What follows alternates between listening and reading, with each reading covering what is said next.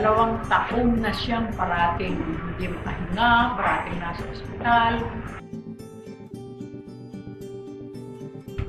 From the time na bumalik kami dito, galing kami sa Amerika, dito na-underground, na-underplastic naman siya.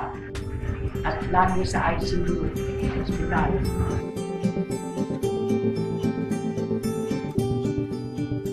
Sinabi ng kanyang cardiologist na he should undergo open heart operation.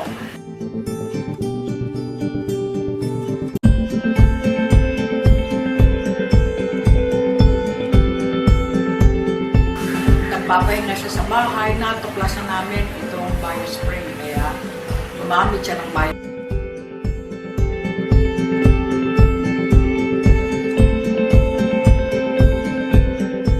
After 10 days of using the biospray, alis na yung oxygen, alis na yung humidifier, alis na yung nebulizer, at yung ibang gamot niya.